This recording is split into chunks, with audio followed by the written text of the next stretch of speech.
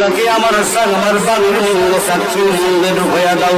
Secretary বললেন তোমার নামটা কি? বললেন আমার নাম হইল মুহাম্মদ। সুবহানাল্লাহ। সেক্রেটারি একটা ডাক দিয়া কয় মুহাম্মদ, আগামীকাল থেকে তোমার চাকরি কনফার্ম। আগামীকাল থেকে তুমি তোমার কাজকর্ম শুরু করো। যেই মাত্র নিয়োগ হইয়া গেল, আপনি আমার দয়াল নবী আল্লাহ পাক রব্বুল আলামিনের দরবারে সিজদার মনে করলেন, হে আমার আল্লাহ, আপনি আমাকে একটা কাজের কর্ম বিনাইয়া দিয়েছেন, আপনার দরবারে শুকরিয়া আদায় করলেন।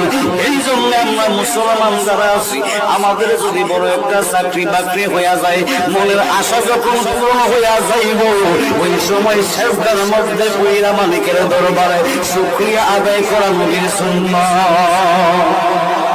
আরো জোরে কন্যা সুবহানাল্লাহ। সেই মাত্র সাক্ষীর মধ্যে দয়াল নবীজি, আপনি আমার দয়াল নবী রহমাতাল লিল আলামিন, পরের দিন সেই মাত্র চাকরির মধ্যে গেলেন।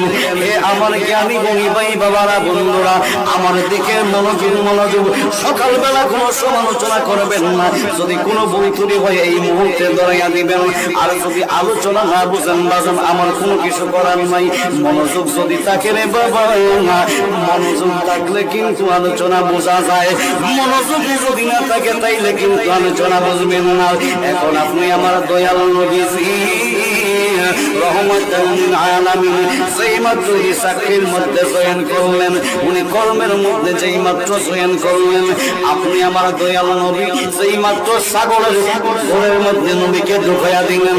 অন্যান্য দিন কিন্তু ছাগল চড়াইতো সেই বেড়া, যেই ব্যক্তিরা ছাগল চড়াইতেন বাবা, এই ব্যক্তি প্রত্যেকদিন ছাগল গুলো নিয়ে ঘর থেকে বাহির হইয়া যায়।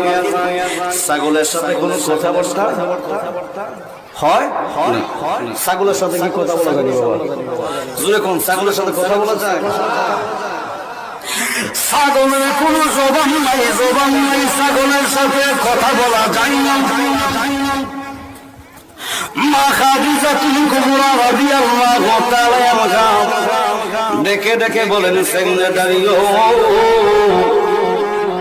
সেক্রেটারি রে, আমি যখন তাকায়া দেখলাম এই ছাগলগুলা এই মুহাম্মদ ছেলেটার সাথে কথা বলে, চিৎকার মেরে মেরে বলুন সুবহানাল্লাহ। মা খাদিজা তো বলে কইছে, সেক্রেটারি আমি তাকায়া দেখতেছি রে,